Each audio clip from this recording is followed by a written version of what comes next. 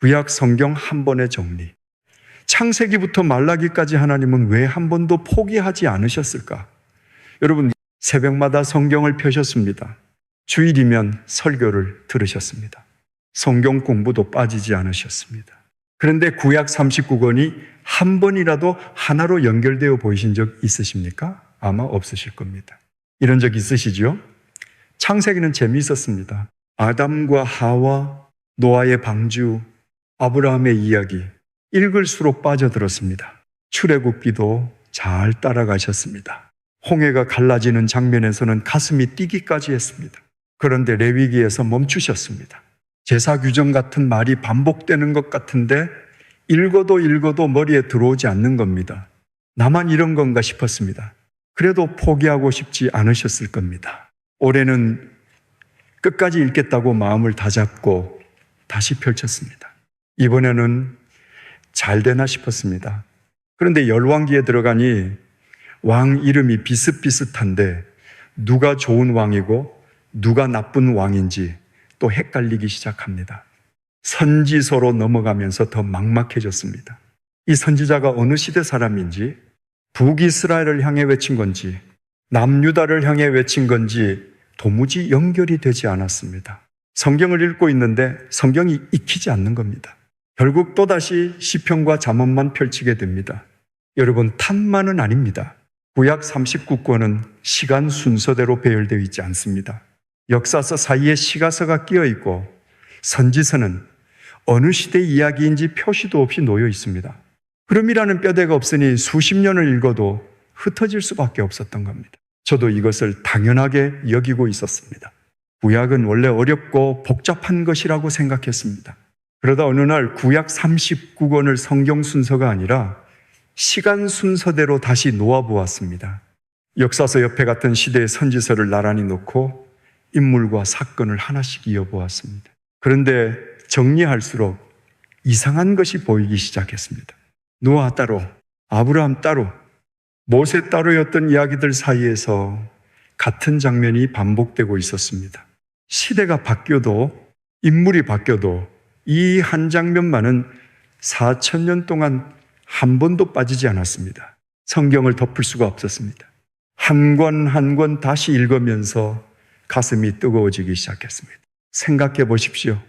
30명이 넘는 사람이 1000년에 걸쳐 기록한 39권입니다.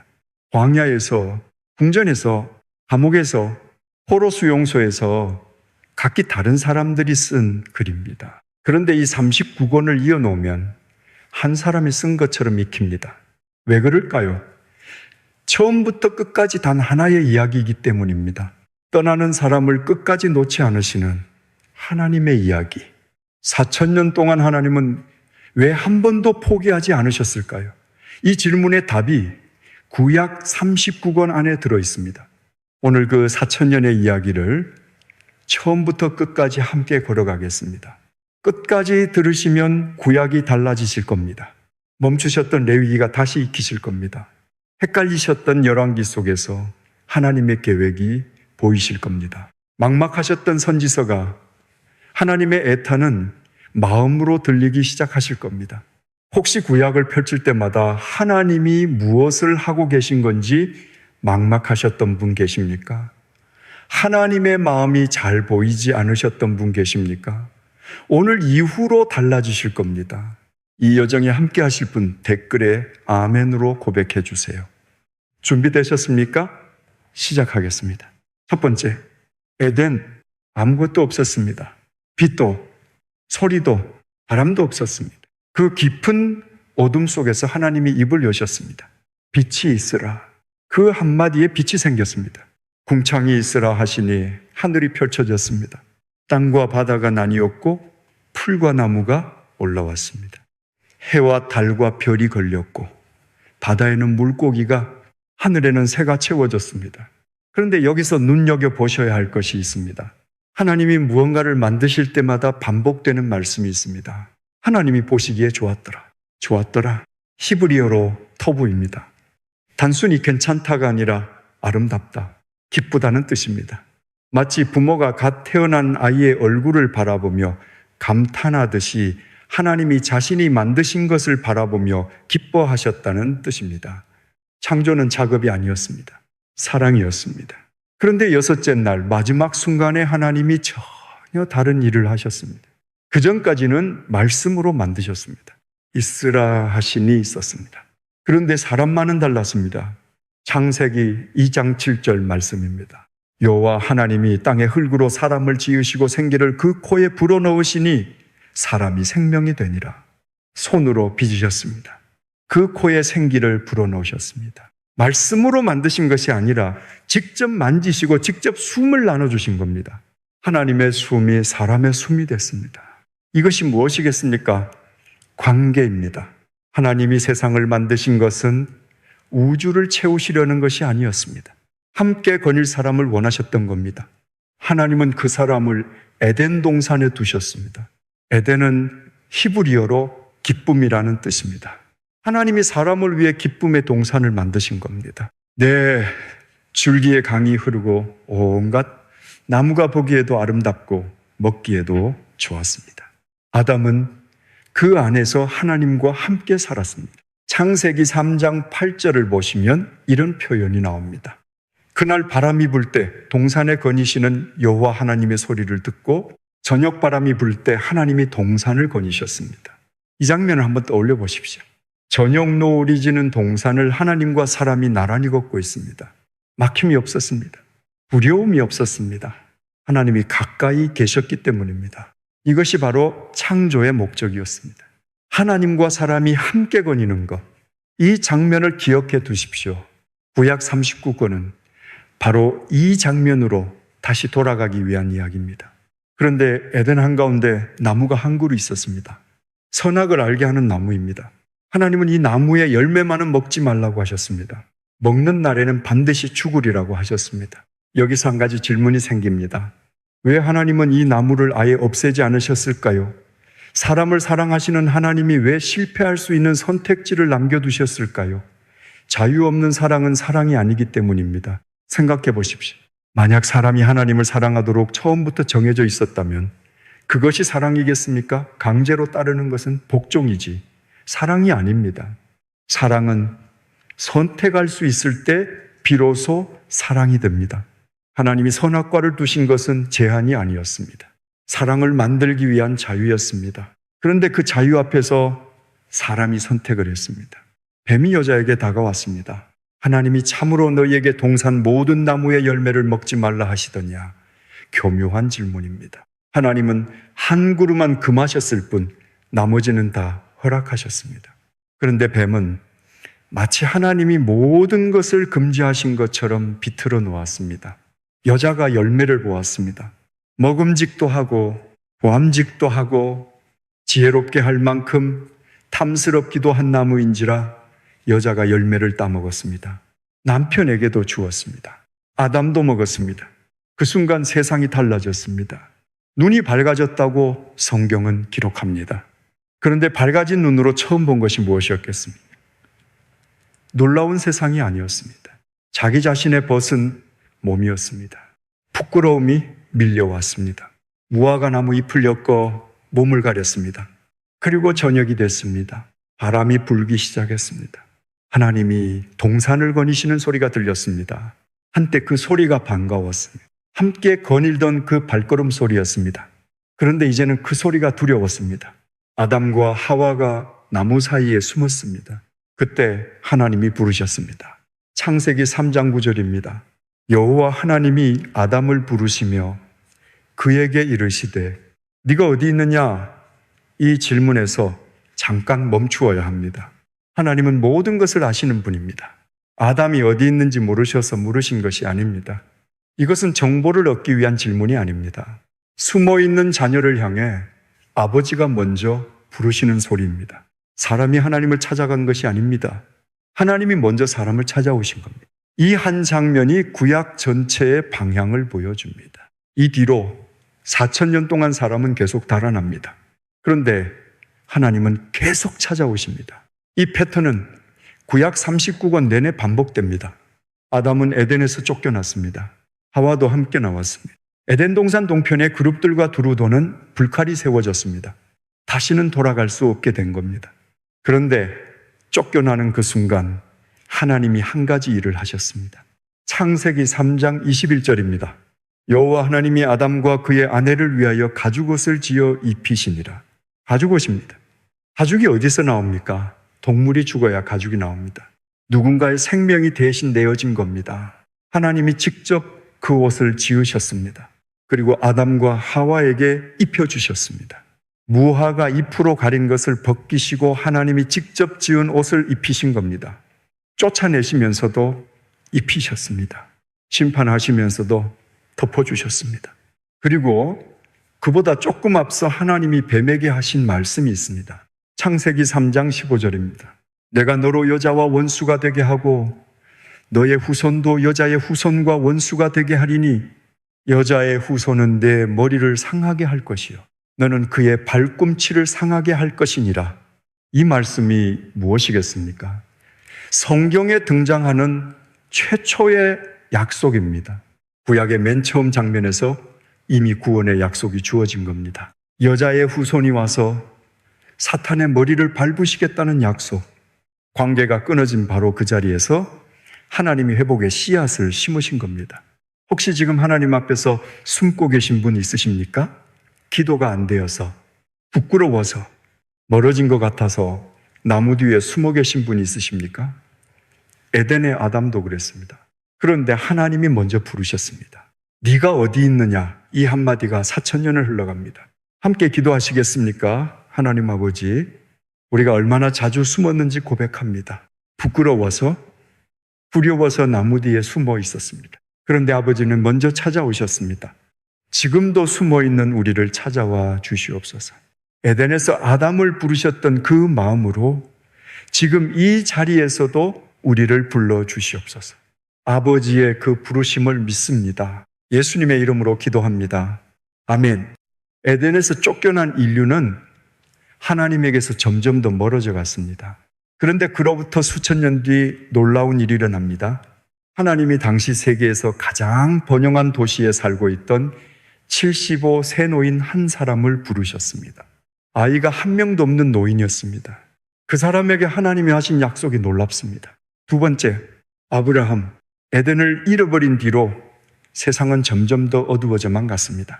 가인이 동생 아벨을 죽였습니다. 세상에 첫 번째 살인이 일어났습니다. 세대가 흐를수록 죄악은 깊어졌고 하나님은 홍수로 세상을 심판하셨습니다. 홍수 뒤에도 사람은 달라지지 않았습니다. 바벨탑을 쌓았습니다. 하늘에 닿겠다고, 스스로 신이 되겠다고 했습니다. 하나님이 언어를 흩으셨습니다. 인류가 온 땅으로 흩어졌습니다. 홍수로 심판하셔도 흩으셔도 사람은 돌아오지 않았습니다. 그때 하나님이 전혀 다른 방식으로 움직이셨습니다. 심판이 아니었습니다. 한 사람을 부르신 겁니다. 아브라함입니다. 그런데 아브라함이 살고 있던 곳이 어디였는지 아십니까? 갈대아 우르입니다. 오늘날 이라크 남부에 있는 이 도시를 고고학자들이 발굴했습니다. 놀라운 사실이 드러났습니다. 기원전 2000년경 우르에는 2층짜리 벽돌집이 즐비했습니다. 수세식 화장실이 있었습니다. 학교가 있었고 도서관이 있었고 법정이 있었습니다. 당시 세계에서 가장 문명화된 도시 중 하나였습니다. 아브라함은 이 도시에서 살고 있었습니다. 안정된 삶이었습니다. 그런데 하나님이 이 사람에게 말씀하셨습니다. 창세기 12장 1절입니다. 여호와께서 아브라함에게 이르시되 너는 너의 고향과 친척과 아버지의 집을 떠나 내가 네게 보여줄 땅으로 가라. 내가 보여줄 땅 어디인지 알려주시지 않았습니다. 고향을 떠나라, 친척을 떠나라, 아버지의 집을 떠나라, 가진 것을 다 놓으라는 말씀이었습니다. 가야 할 곳은 알려주지 않으신 채 75세였습니다. 아이가 없었습니다. 그런 사람에게 하나님이 하신 약속이 놀랍습니다. 창세기 12장 2절에서 3절입니다. 내가 너로 큰 민족을 이루고 네게 복을 주어 네 이름을 창대하게 하리니 너는 복이 될지라. 땅의 모든 족속이 너로 말미암아 복을 얻을 것이라. 큰 민족, 아이가 한 명도 없는 75세 노인에게 큰 민족을 이루겠다고 약속하신 겁니다. 그런데 아브라함이 떠났습니다. 우르를 떠났습니다. 이 층집도 수세식 화장실도 도서관도 익숙한 것을 다 내려놓고 떠났습니다. 어디로 가는지도 모른 채 떠났습니다. 세월이 흘렀습니다. 5년이 지나도 아이가 없었습니다. 10년이 지나도 아이가 없었습니다. 아브라함의 마음이 흔들렸습니다. 그때 하나님이 아브라함을 데리고 밖으로 나가셨습니다. 밤이었습니다. 창세기 15장 5절입니다. 그를 이끌고 밖으로 나가 이르시되 하늘을 우러러 무뼈를 셀 수 있나 보라. 또 그에게 이르시되 네 자손이 이와 같으리라. 메소포타미아의 사막밤 하늘입니다. 수만 개의 별이 쏟아지고 있었습니다. 그 별을 가리키시며 하나님이 말씀하셨습니다. 셀 수 있느냐? 네 자손이 이와 같으리라. 아이 한 명 없는 노인에게 하늘의 별만큼 되리라고 하신 겁니다. 그 다음 절이 중요합니다. 창세기 15장 6절. 아브라함이 여호와를 믿으니 여호와께서 이를 그의 의로 여기시고, 아브라함이 믿었습니다. 보이지 않는 것을 믿었습니다. 증거가 없는데 믿었습니다.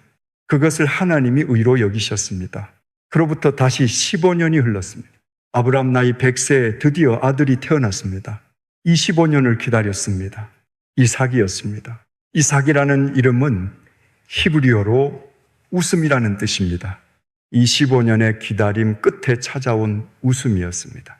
그런데 하나님이 아브라함을 부르셨습니다. 그리고 놀라운 말씀을 하셨습니다. 내 아들, 내 사랑하는 독자 이삭을 데리고 모리아 땅으로 가서 그를 번제로 드리라. 25년을 기다려 얻은 아들입니다. 약속의 아들입니다. 웃음이라는 이름을 직접 지어준 아들입니다. 그 아들을 바치라고 하신 겁니다. 아브라함이 아침 일찍 일어났습니다.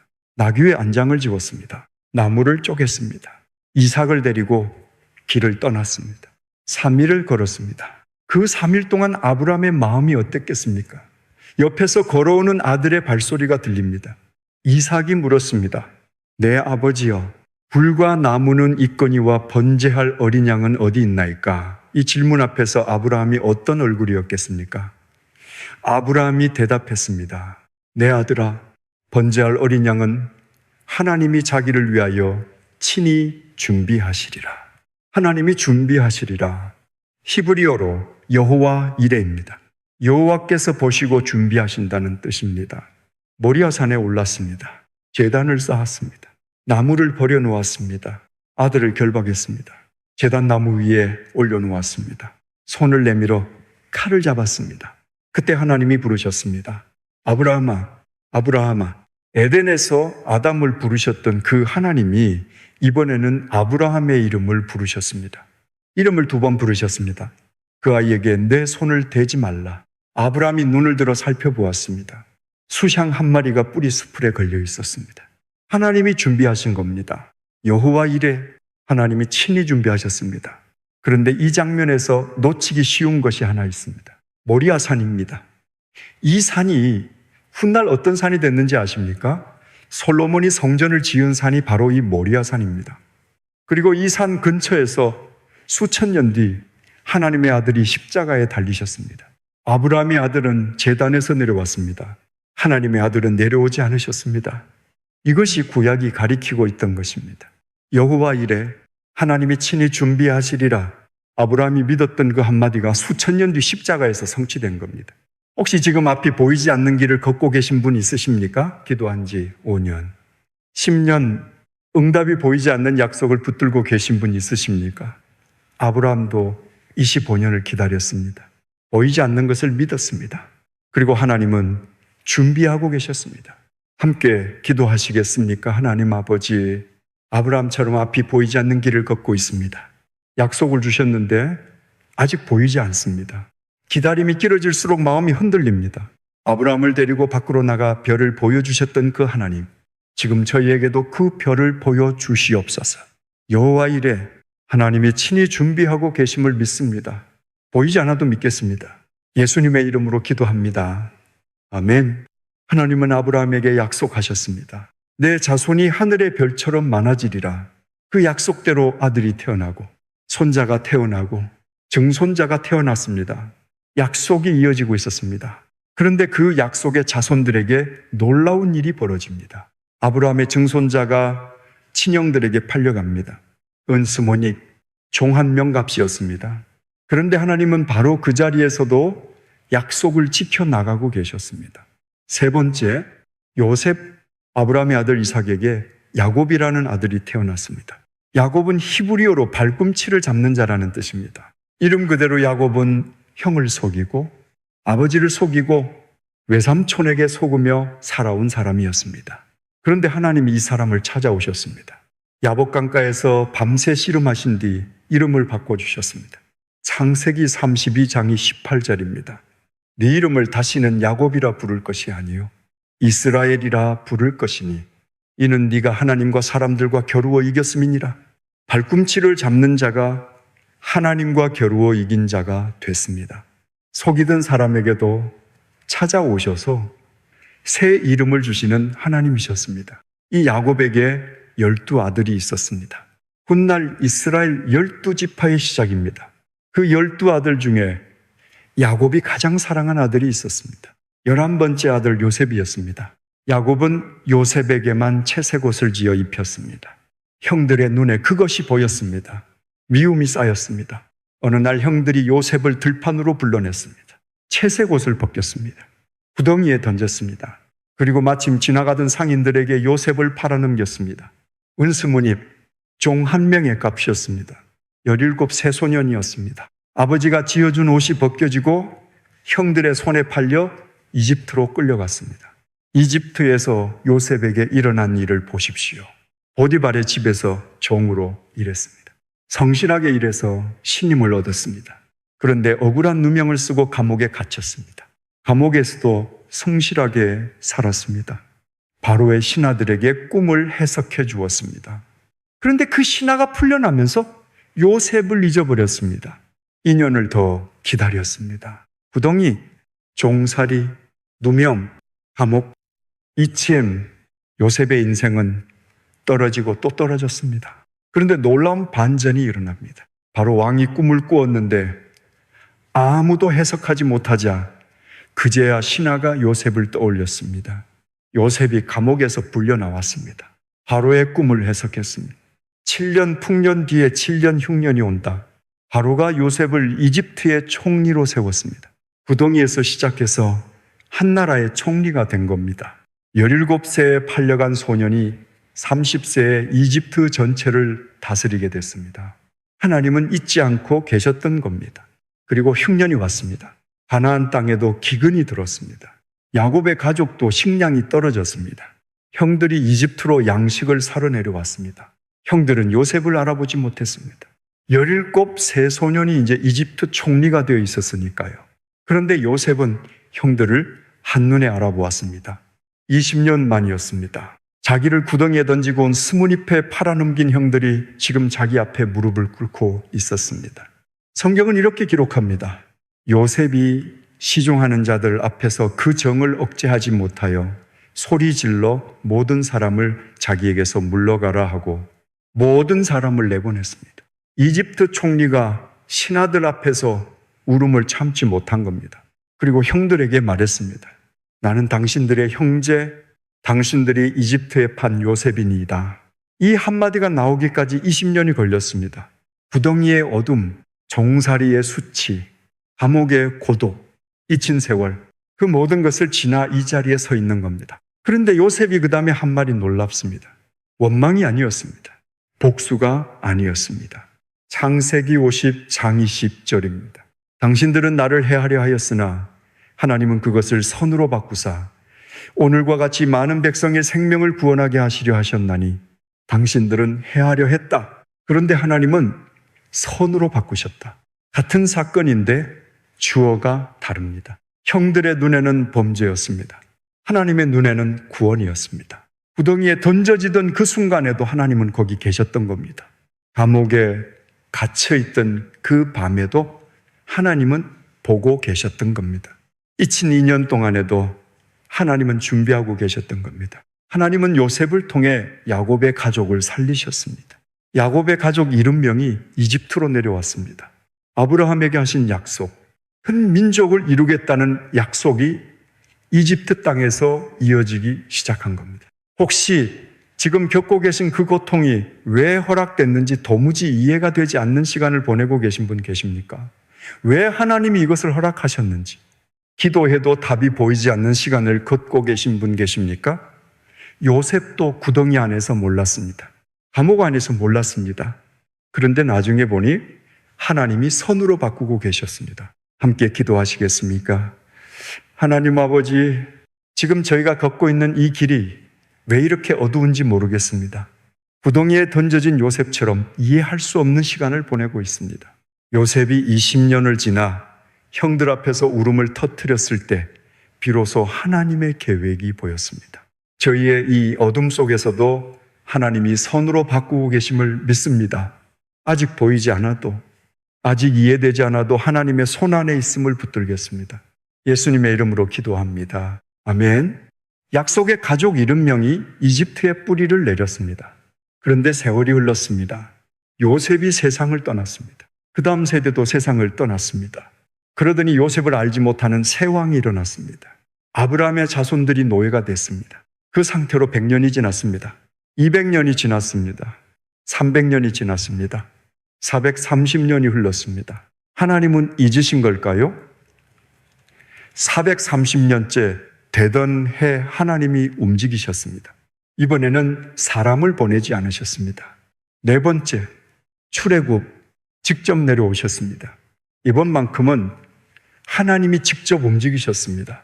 430년 동안 하나님은 아브라함을 부르시고 요셉을 세우시고 사람을 통해 일하셨습니다. 그런데 이번에는 달랐습니다. 하나님이 직접 나타나셨습니다. 그런데 하나님이 찾아가신 사람이 놀랍습니다. 이집트의 왕자도 아니고 이스라엘의 지도자도 아니었습니다. 광야에서 양을 치고 있는 80세 노인이었습니다. 모세입니다. 모세는 원래 이집트 궁전에서 자란 사람이었습니다. 바로의 공주가 나일강에서 건져 올린 히브리 아이였습니다. 40세의 동족이 맞는 것을 보다가 이집트 사람을 죽이고 도망쳤습니다. 미디안 광야로 도망쳐서 양을 치며 살았습니다. 40년이 흘렀습니다. 궁전의 왕자였던 사람이 광야의 목동이 된 겁니다. 80세, 이집트에서의 40년도, 광야에서의 40년도 다 지나갔습니다. 모세는 자기 인생이 끝났다고 생각했을 겁니다. 그런데 그날 모세가 양떼를 몰고 호렙산에 이르렀을 때 이상한 것이 보였습니다. 떨기나무에 불이 붙어 있었습니다. 그런데 타지 않았습니다. 불꽃이 타오르고 있는데 나무가 사라지지 않는 겁니다. 모세가 걸음을 멈추었습니다. 가까이 다가갔습니다. 그때 떨기나무 가운데서 소리가 들렸습니다. 출애굽기 3장 4절입니다. 모세야, 모세야. 에덴에서 아담을 부르셨던 하나님이, 모리아산에서 아브라함을 부르셨던 하나님이 이번에는 광야의 목동을 부르셨습니다. 이름을 2번 부르셨습니다. 네가 선 곳은 거룩한 땅. 모세가 신을 벗었습니다. 80세 목동이 광야 한복판에서 맨발로 서 있습니다. 그리고 하나님이 말씀하셨습니다. 출애굽기 3장 7절에서 8절입니다.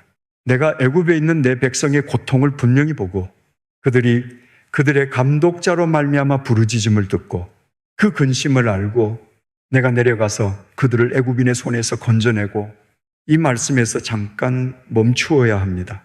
3가지를 말씀하셨습니다. 보았다, 들었다, 알았다. 430년 동안 침묵하신 것이 아니었습니다. 보고 계셨습니다. 듣고 계셨습니다. 알고 계셨습니다. 그리고 내려가신다고 하셨습니다. 직접 내려가시겠다고 하신 겁니다. 모세가 하나님께 물었습니다. 제가 이스라엘 백성에게 가서 당신이 보내셨다고 하면 이름이 무엇이냐고 물을 것입니다. 뭐라고 대답하겠습니까? 출애굽기 3장 14절입니다. 하나님이 모세에게 이르시되 나는 스스로 있는 자이니라. 나는 스스로 있는 자. 히브리어로 에흐예, 아쉐르 에흐예입니다. 이것이 무엇이겠습니까? 누가 만든 존재가 아닙니다. 무엇에 의존하는 분이 아닙니다. 스스로 존재하시는 분, 영원 전부터 영원까지 존재하시는 분, 그분이 지금 이 떨기나무 앞에 계신 겁니다. 아브라함의 하나님, 이삭의 하나님, 야곱의 하나님이 430년 만에 다시 말씀하셨습니다. 그리고 80세 목동에게 명하셨습니다. 가서 내 백성을 이끌고 나오라. 모세가 이집트에 돌아갔습니다. 바로 앞에 섰습니다. 내 백성을 보내라. 바로가 거부했습니다. 하나님이 10가지 재앙을 내리셨습니다. 물이 피로 변했습니다. 개구리가 온 땅을 뒤덮었습니다. 이가 올라왔습니다. 파리떼가 들끓었습니다. 가축이 죽었습니다. 종기가 돋았습니다. 우박이 쏟아졌습니다. 메뚜기가 덮었습니다.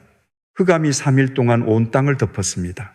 9번의 재앙에도 바로는 백성을 보내지 않았습니다. 그리고 마지막 10번째, 하나님이 모세에게 말씀하셨습니다. 어린 양을 잡아 그 피를 문설주에 바르라. 출애굽기 12장 13절입니다. 내가 피를 볼 때에 너희를 넘어가리니 재앙이 너희에게 내려 멸하지 아니하리라. 넘어가다. 히브리어로 페사오입니다. 유월절이라는 이름이 바로 여기서 나왔습니다. 어린 양의 피가 문설주에 발려 있으면 하나님이 그 집을 넘어가시는 겁니다. 에덴에서 아담의 벗은 몸을 덮어주시려고 동물의 가죽을 입히셨던 그 하나님이 이번에는 어린 양의 피로 백성의 생명을 덮어주신 겁니다. 그날 밤 이집트의 모든 장자가 죽었습니다. 피가 발린 집만 넘어가셨습니다.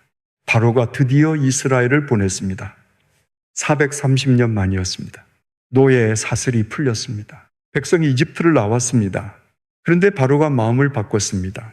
전차를 끌고 쫓아왔습니다. 앞에는 홍해, 뒤에는 바로의 군대. 백성이 두려움에 떨었습니다. 하나님이 바다를 가르셨습니다.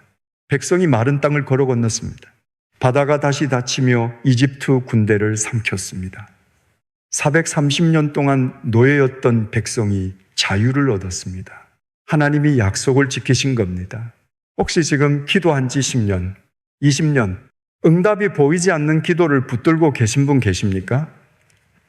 하나님이 잊으신 것이 아닙니다. 430년 동안에도 보고 계셨고, 듣고 계셨고, 알고 계셨습니다.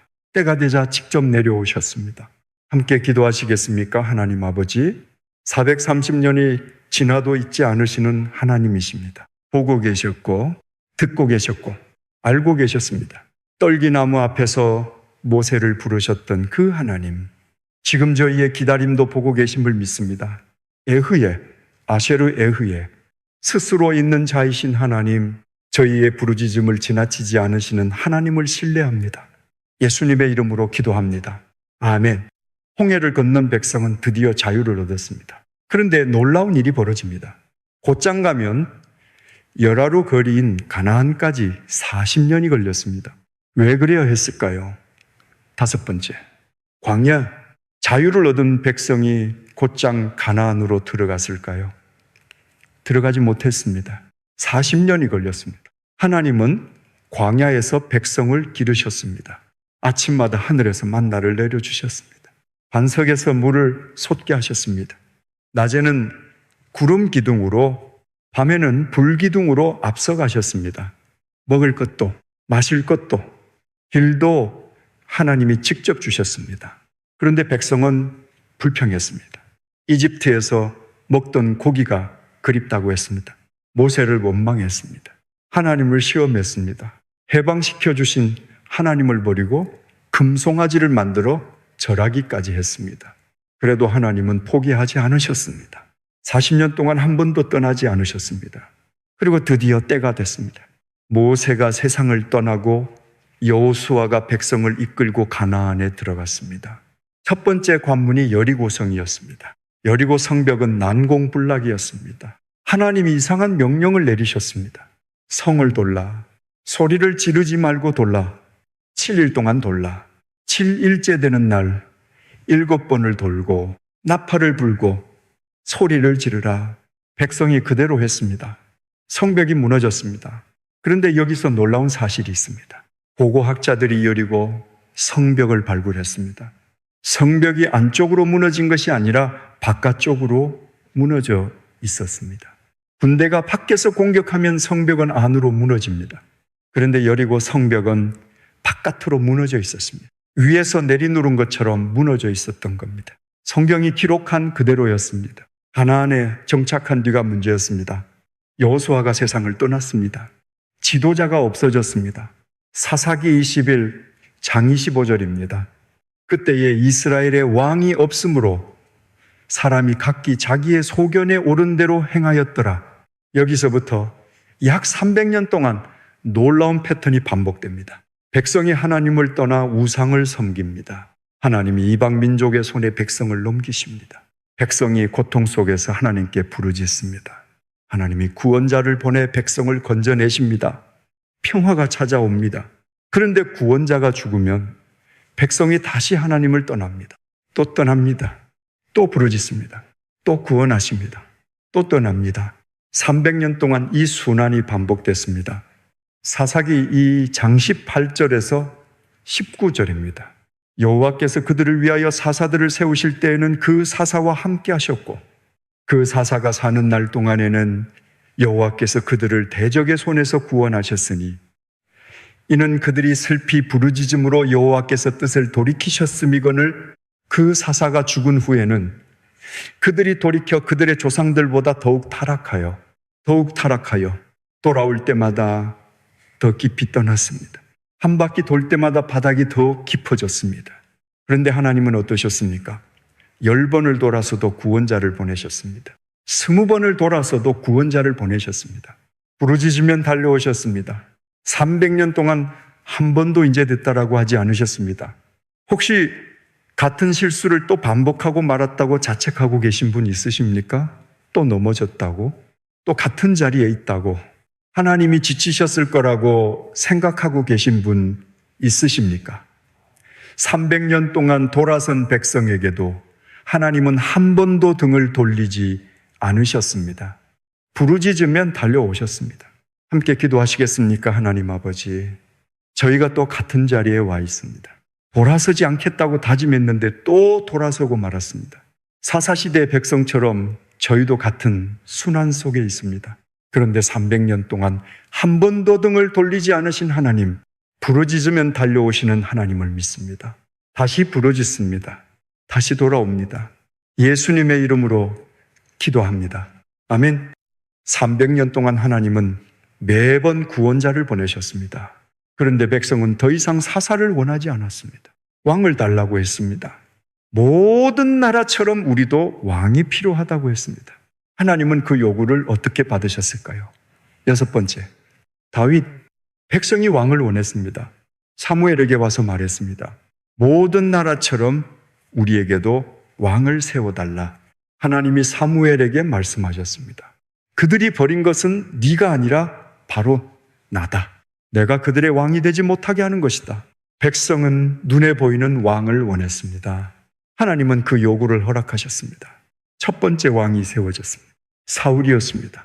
사울은 키가 크고 용모가 출중한 사람이었습니다. 백성이 원하던 바로 그 모습이었습니다. 그런데 사울은 실패했습니다. 하나님의 명령보다 백성의 눈치를 봤습니다. 하나님의 뜻보다 자기 판단을 앞세웠습니다. 결국 하나님이 사울을 버리셨습니다. 그리고 사무엘에게 새로운 명령을 내리셨습니다. 베들레헴 이새의 집으로 가라. 내가 그의 아들들 중에서 왕을 택하였다. 사무엘이 베들레헴에 도착했습니다. 이새의 아들들이 한 사람씩 사무엘 앞에 나왔습니다. 첫째 아들 엘리압이 나왔습니다. 키가 크고 잘생긴 청년이었습니다. 사무엘이 속으로 생각했습니다. 이 사람이 틀림없다. 그때 하나님이 말씀하셨습니다. 사무엘상 16장 7절입니다. 여호와께서 사무엘에게 이르시되 그의 용모와 키를 보지 말라. 내가 이미 그를 버렸노라. 내가 보는 것은 사람과 같지 아니하니 사람은 외모를 보거니와 나 여호와는 중심을 보느니라. 사람은 외모를 보거니와 나 여호와는 중심을 보느니라. 이 한 말씀이 사울의 실패와 정확히 대비됩니다. 사울은 외모가 왕이었습니다. 중심은 왕이 아니었습니다. 하나님은 이번에는 중심을 보시겠다고 하신 겁니다. 둘째 아들이 나왔습니다. 아닙니다. 셋째 아들이 나왔습니다. 아닙니다. 넷째, 다섯째, 여섯째, 일곱째, 7 아들이 다 나왔습니다. 하나님은 한 명도 택하지 않으셨습니다. 사무엘이 이새에게 물었습니다. 네, 아들들이 다 여기 있느냐? 이새가 대답했습니다. 아직 막내가 남았는데 그가 양을 치고 있나이다. 양을 치고 있다. 7형이 다 불려왔는데 막내는 부름을 받지 못한 겁니다. 아버지조차 이 아이는 해당이 안 된다고 생각한 겁니다. 들판에서 양을 치고 있었습니다. 사무엘이 말했습니다. 사람을 보내어 그를 데려오라. 그가 오기까지 우리가 앉지 않겠다. 소년이 불려왔습니다. 볼이 붉고 눈이 빼어난 소년이었습니다. 그때 하나님이 말씀하셨습니다. 이가 근이 일어나 기름을 부으라. 아버지도 부르지 않았던 막내, 형들 뒤에서 양이나 치던 소년. 그 소년이 바로 하나님이 택하신 왕이었습니다. 사무엘이 기름불을 들었습니다. 소년의 머리 위에 기름을 부었습니다. 이스라엘의 두 번째 왕이 세워지는 순간이었습니다.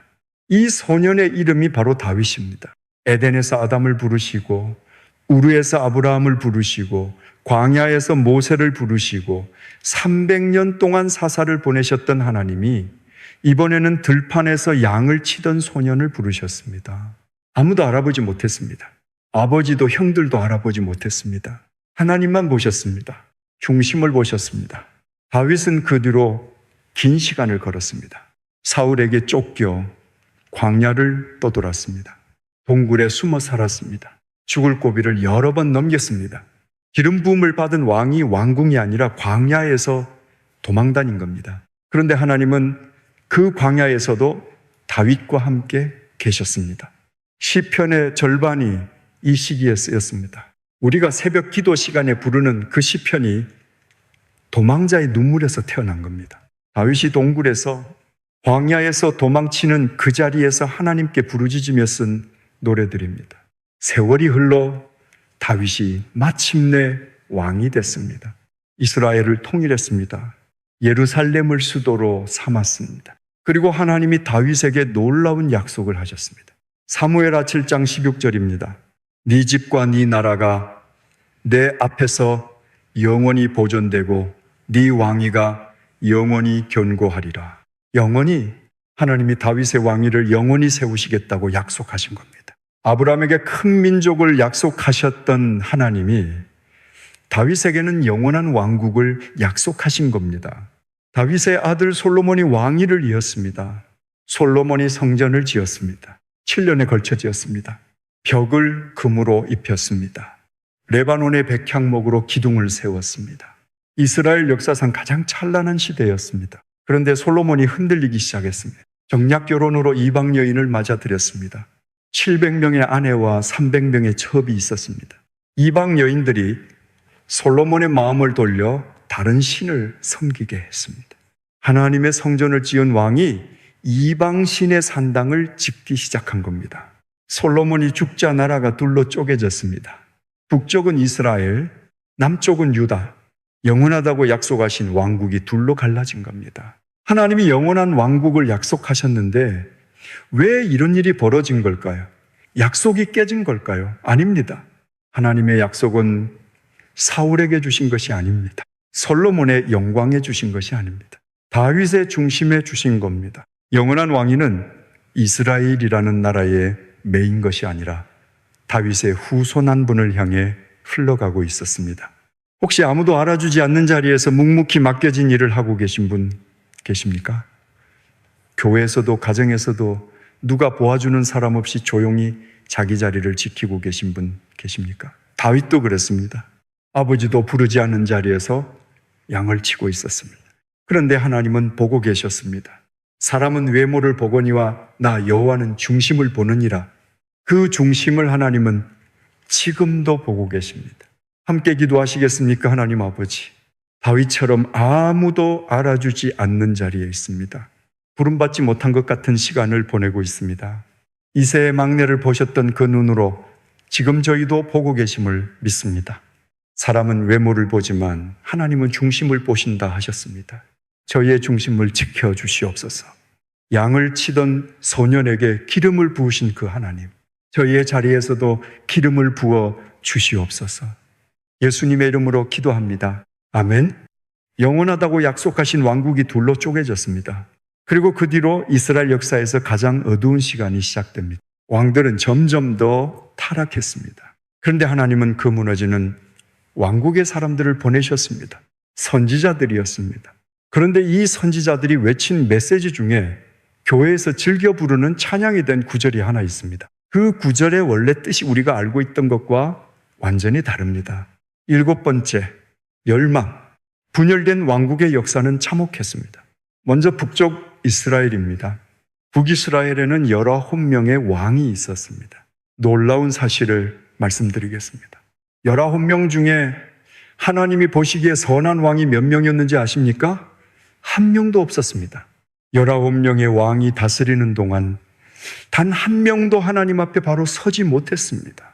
200년 넘는 세월 동안 선한 왕이 단 한 명도 나오지 않은 겁니다. 남쪽 유다도 크게 다르지 않았습니다. 히스기야와 요시야 같은 선한 왕이 간간히 나왔지만 대부분은 우상을 섬겼습니다. 그런데 하나님은 이 무너지는 왕국을 그냥 버려두지 않으셨습니다. 선지자들을 보내셨습니다. 돌아오라고 계속 사람을 보내셨습니다. 엘리야가 바로 그중 한 사람이었습니다. 북이스라엘의 가장 악한 왕 아합의 시대였습니다. 아합의 아내 이세벨이 바알신을 이스라엘에 들여왔습니다. 바알의 선지자가 450명이었습니다. 하나님의 선지자는 엘리야 혼자였습니다. 갈멜산에서 바알 선지자 450명과 맞섰습니다. 하나님이 불을 내려 응답하셨습니다. 엘리야가 이겼습니다. 그런데 그 다음이 중요합니다. 이세벨이 엘리야를 죽이겠다고 했습니다. 바알 선지자 450명 앞에서 두려워하지 않았던 엘리야가 여자 한 사람의 위협에 무너졌습니다. 도망쳤습니다. 광야로 들어가 로뎀 나무 아래에 앉았습니다. 그리고 기도했습니다. 여호와여, 넉넉하오니 지금 내 생명을 거두시옵소서. 하나님의 선지자가 차라리 죽여달라고 기도한 겁니다. 그만큼 지쳐 있었습니다. 그만큼 외로웠습니다. 그런데 하나님이 이 무너진 선지자를 어떻게 대하셨는지 보십시오. 꾸짖지 않으셨습니다. 천사를 보내 먹이셨습니다. 재우셨습니다. 다시 먹이셨습니다. 그리고 40일을 걸어 호렙산에 이르게 하셨습니다. 모세가 십계명을 받았던 바로 그 산입니다. 엘리야가 산 위에 섰습니다. 하나님이 말씀하셨습니다. 나가서 여호와 앞에서 산에 서라. 열왕기상 19장 11절에서 12절입니다. 여호와 앞에 크고 강한 바람이 산을 가르고 바위를 부수나 바람 가운데 여호와께서 계시지 아니하며 바람 후에 지진이 있으나 지진 가운데에도 여호와께서 계시지 아니하며 또 지진 후에 불이 있으나 불 가운데에도 여호와께서 계시지 아니하더니 불 후에 세미한 소리가 있는지라 바람 가운데 계시지 아니하더라. 지진 가운데에도 계시지 아니하더라. 불 가운데에도 계시지 아니하더라. 크고 강한 것 안에 하나님이 계시지 않았습니다. 바람이 아니었습니다. 지진이 아니었습니다. 불이 아니었습니다. 불 후에 세미한 소리가 있었습니다. 아주 가늘고 조용한 소리. 하나님은 폭풍으로 오시지 않았습니다. 지쳐 쓰러진 선지자에게 조용히 다가오셨습니다. 가늘고 조용한 소리로 찾아오신 겁니다. 에덴에서 아담을 부르셨던 그 하나님이 이번에는 무너진 선지자 곁에 조용히 서 계셨습니다. 하나님은 포기하지 않으셨습니다. 엘리야뿐 아니라 수많은 선지자를 보내셨습니다. 아모스를 보내셨습니다. 호세아를 보내셨습니다. 이사야를 보내셨습니다. 미가를 보내셨습니다. 돌아오라.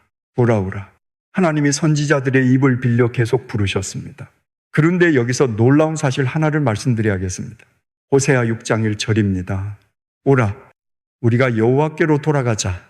여호와께서 우리를 찢으셨으나 도로 낫게 하실 것이요 우리를 치셨으나 싸매어 주실 것임이라. 이 구절 많이 들어보셨을 겁니다. 교회에서 찬양으로 부르는 분도 계실 겁니다. 오라, 우리가 여호와께로 돌아가자. 아름다운 회개의 고백으로 알고 계셨을 겁니다. 그런데 이 구절의 원래 맥락을 아십니까? 이것은 진정한 회개가 아니었습니다. 이스라엘 백성이 위기가 닥치니까 이틀이면 살려주시겠지, 사흘이면 일으켜주시겠지 하고 가볍게 돌아온 겁니다. 위기만 넘기면 된다는 식의 피상적인 회개였습니다. 하나님의 마음이 아니라 자기 상황이 급해서 입으로만 돌아가자 한 겁니다. 그래서 바로 뒤사절에서 하나님이 탄식하십니다. 에브라임아, 내가 내게 어떻게 하랴? 유다야, 내가 내게 어떻게 하랴? 너희의 인애가 아침 안개 같고 일찍 사라지는 이슬 같도다. 너희의 사랑이 아침 안개 같다. 일찍 사라지는 이슬 같다. 이것이 하나님의 탄식입니다. 돌아오라고 선지자를 보내셨더니 돌아오긴 하는데 금방 안개처럼 사라져버리는 겁니다. 이것이 구약에서 가장 슬픈 장면 중 하나입니다. 선지자를 보내고 또 보내도 백성은 돌아오지 않았습니다. 돌아와도 진심이 아니었습니다. 북이스라엘이 무너졌습니다. 기원전 722년 아수르 제국이 북이스라엘을 멸망시켰습니다. 10지파가 흩어졌습니다. 다시는 돌아오지 못했습니다. 그로부터 136년 뒤 남유다마저 무너졌습니다. 기원전 586년 바벨론의 느부갓네살이 예루살렘을 포위했습니다. 성벽이 무너졌습니다. 궁전이 불탔습니다. 그리고 솔로몬이 7년에 걸쳐 지은 성전, 금으로 입힌 벽과 백향목 기둥, 하나님의 이름이 거하던 그 자리가 불에 탔습니다. 성전이 불타는 것을 백성이 지켜보았습니다. 하나님의 집이 타는 것을 보았습니다. 그리고 백성이 바벨론으로 끌려갔습니다. 아브라함에게 주신 약속, 다윗에게 주신 약속, 영원한 왕국의 약속, 다 끝난 것처럼 보였습니다. 혹시 모든 것이 무너져 내린 것 같은 시간을 보내고 계신 분 계십니까?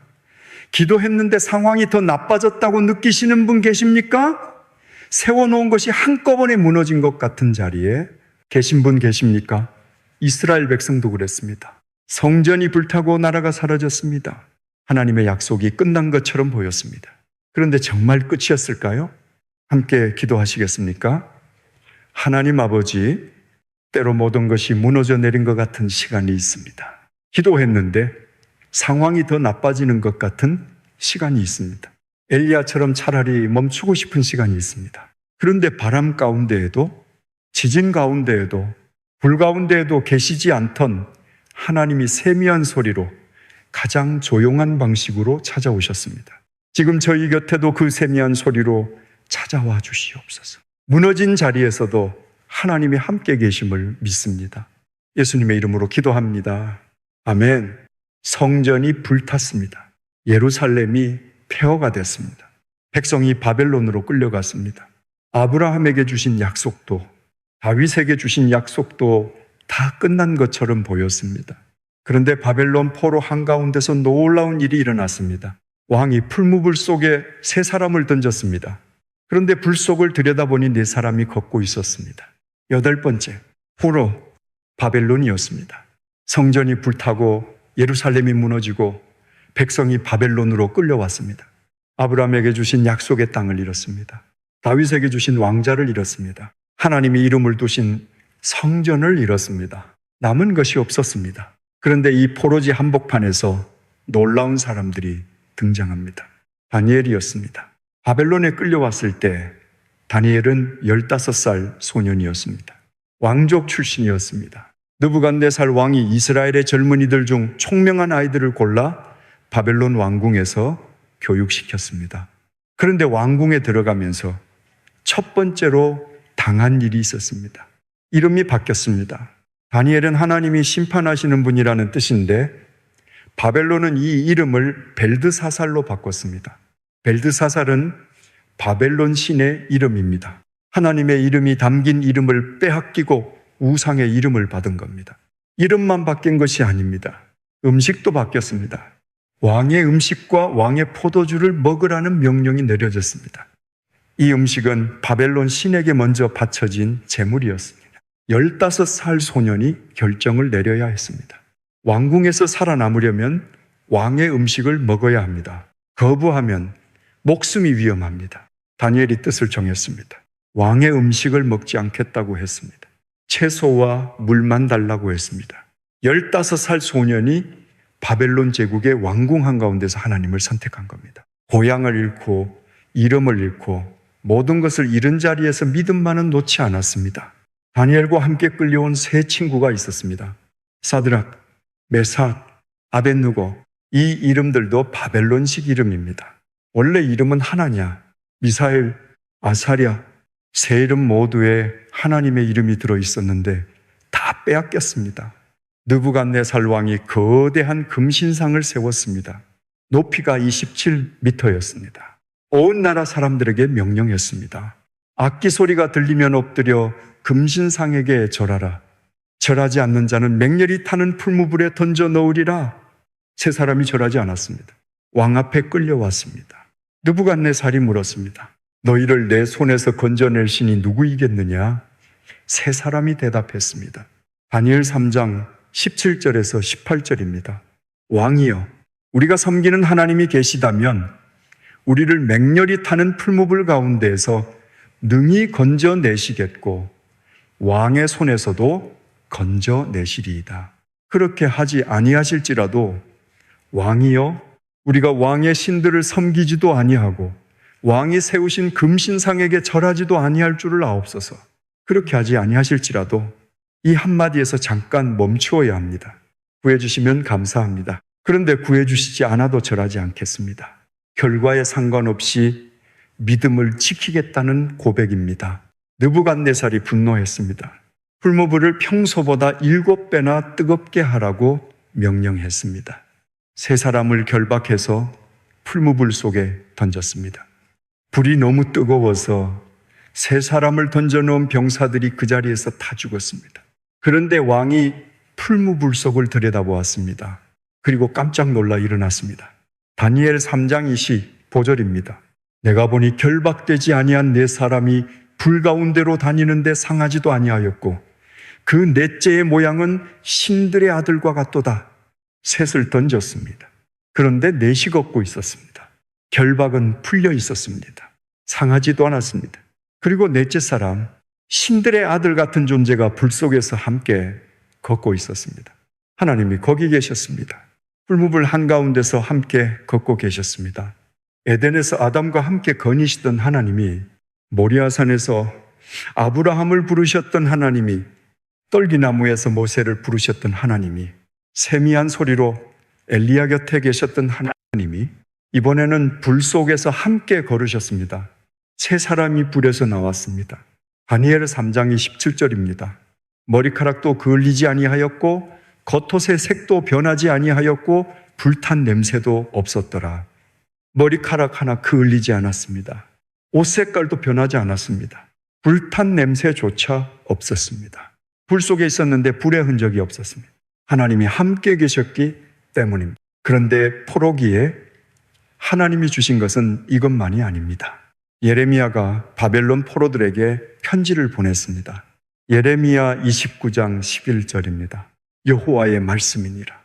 너희를 향한 나의 생각을 내가 아나니 평안이요 재앙이 아니니라.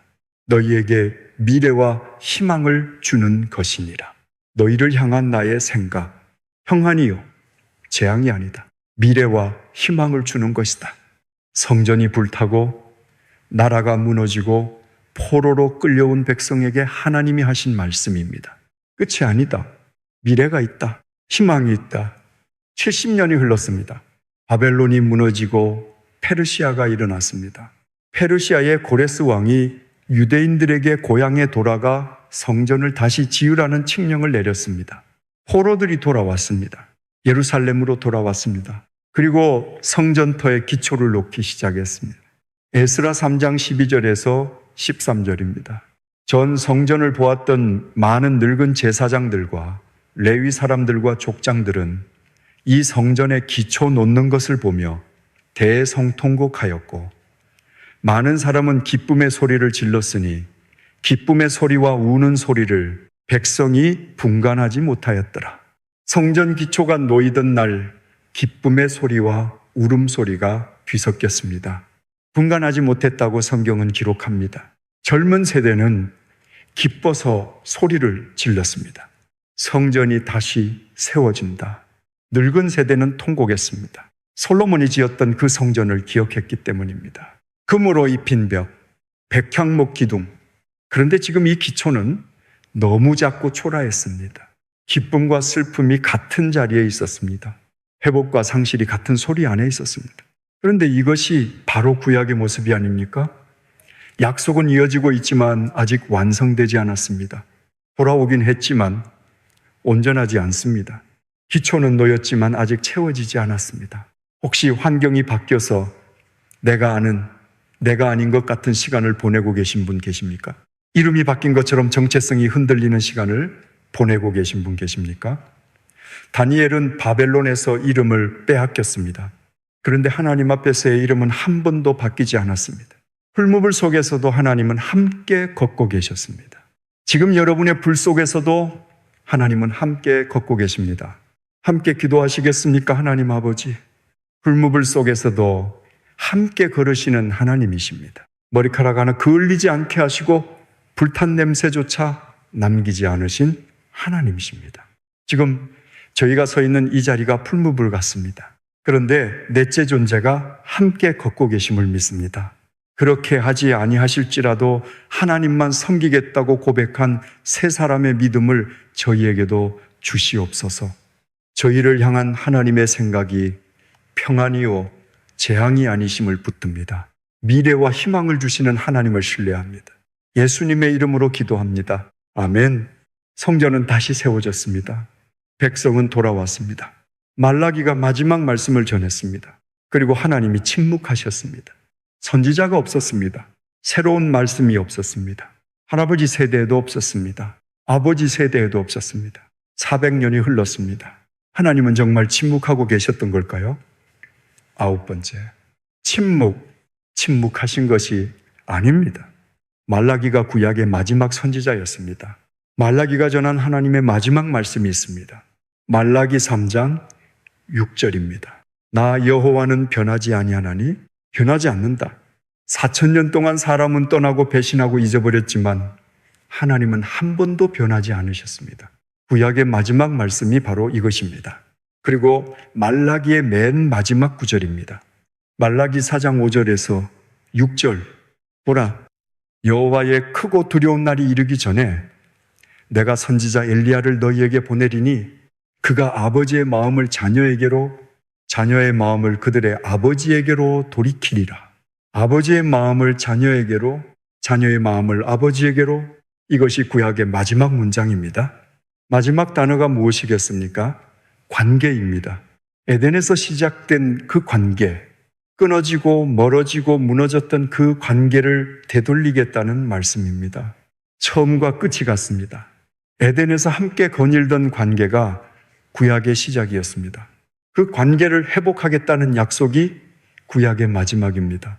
그리고 침묵이 시작됐습니다. 선지자가 없었습니다. 새로운 말씀이 없었습니다. 하늘이 닫힌 것 같았습니다. 한 세대가 지났습니다. 그 세대도 선지자를 보지 못하고 죽었습니다.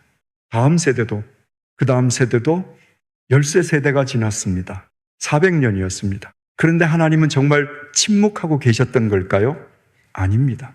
말씀은 멈추셨지만 손은 멈추지 않으셨습니다. 400년 동안 하나님은 무대를 짓고 계셨습니다. 생각해 보십시오. 이 400년 사이에 세상이 어떻게 바뀌었는지. 알렉산더 대왕이 나타나 페르시아를 무너뜨렸습니다. 헬라 제국이 세워졌습니다. 그리스어가 세계 공용어가 됐습니다. 이것이 무엇을 의미하겠습니까? 복음이 한 가지 언어로 온 세계에 전해질 수 있는 길이 열린 겁니다. 헬라 시대의 유대인 학자 70명이 히브리어 구약 성경을 그리스어로 번역했습니다. 70인역이라고 부릅니다. 히브리어를 모르는 사람도 성경을 읽을 수 있게 된 겁니다. 그 뒤에 로마 제국이 일어났습니다. 로마가 세계를 정복하면서 도로를 닦았습니다. 로마의 도로망은 제국 전체를 하나로 연결했습니다. 어디든 걸어갈 수 있는 길이 깔린 겁니다. 하나님이 하신 일을 보십시오. 공용어가 생겼습니다. 복음을 전할 언어가 준비됐습니다.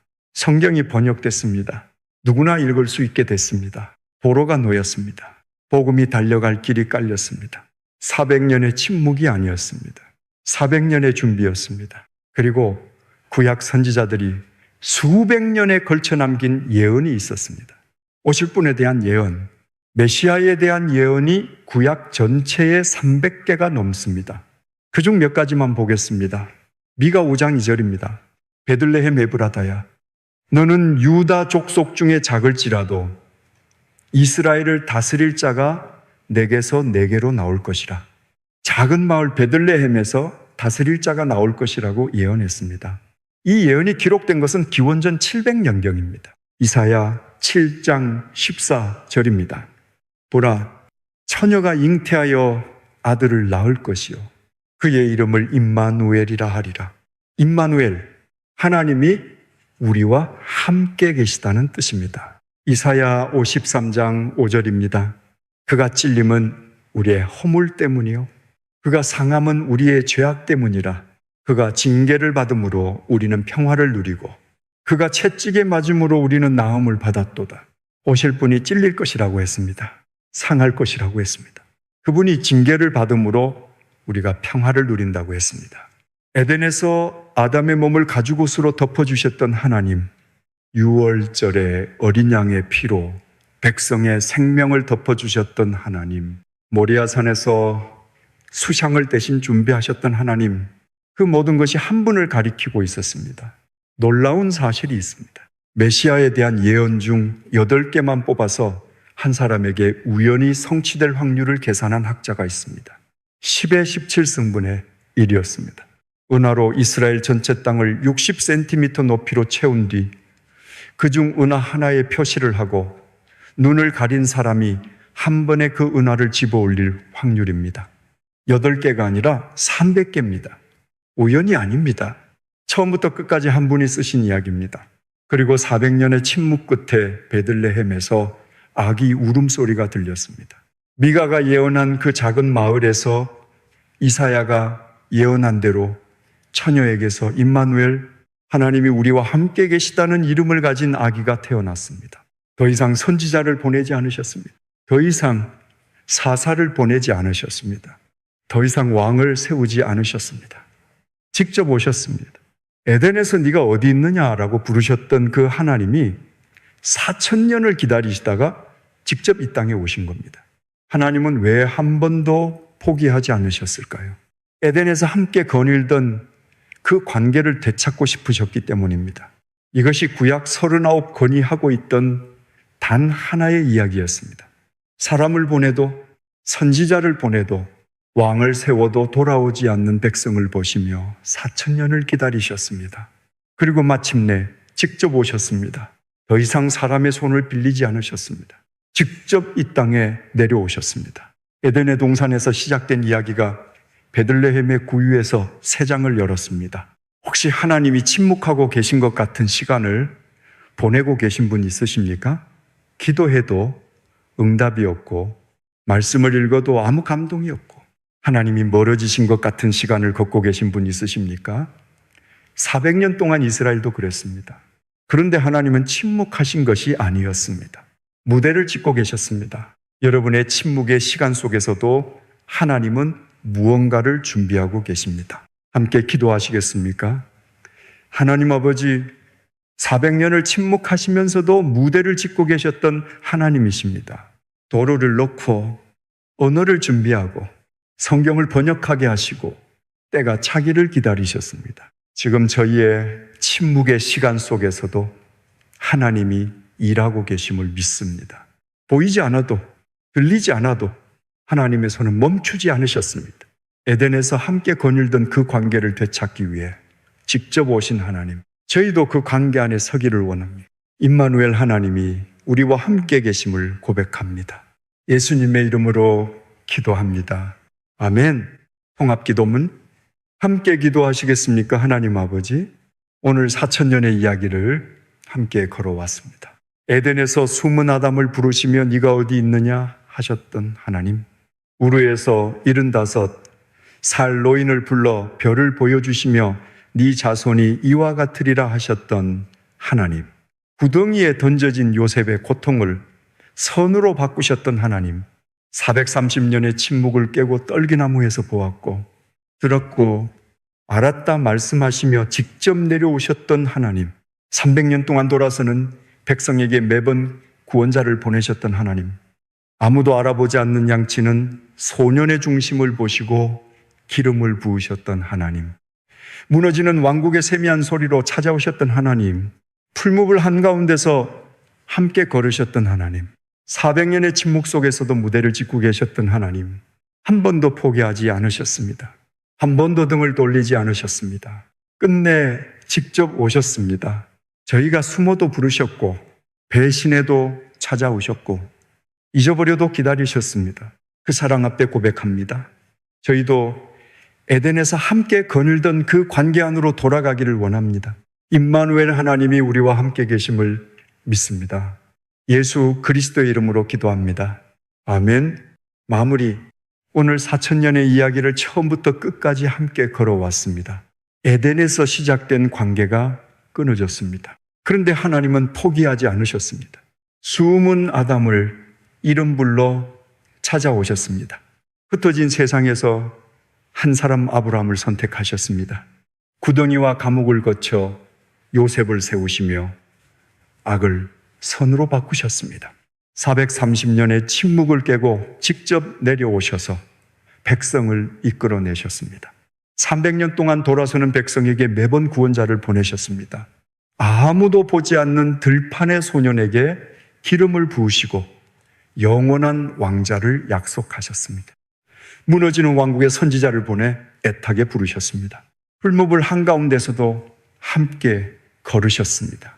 400년을 침묵하시면서도 무대를 짓고 계셨습니다.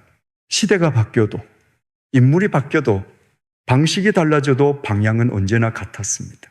떠나는 사람을 향해 다가오시는 하나님, 에덴에서 함께 거닐던 그 관계를 되찾으시려는 하나님, 그리고 마침내 더 이상 사람을 보내지 않으시고 직접 오셨습니다.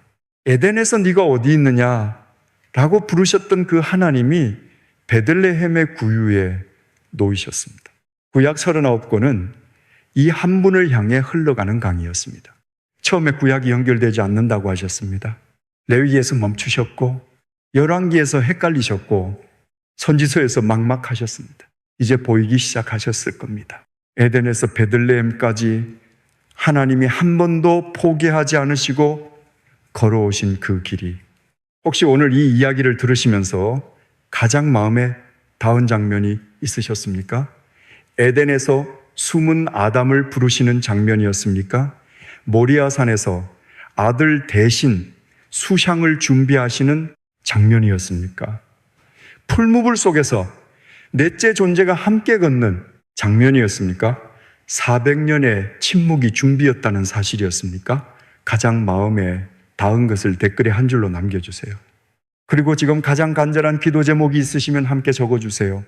주님, 저도 숨어 있었는데 찾아와 주셔서 감사합니다. 주님, 저의 침묵의 시간도 준비이심을 믿겠습니다. 주님, 풀무불 속에서도 함께 걸으시는 하나님을 신뢰합니다. 여러분의 그 고백을 하나님이 듣고 계십니다. 이 이야기가 필요한 분이 주변에 계시다면 나눠주세요. 구약이 어렵다고 느끼시는 분, 하나님의 마음이 잘 보이지 않으셨던 분에게 이 이야기가 작은 길이 될 수 있습니다. 에덴에서 함께 거니시던 그 하나님이 지금도 여러분 곁을 걷고 계십니다. 하나님의 사랑과 평강이 여러분의 삶 가운데 충만하시기를 축복합니다. 감사합니다.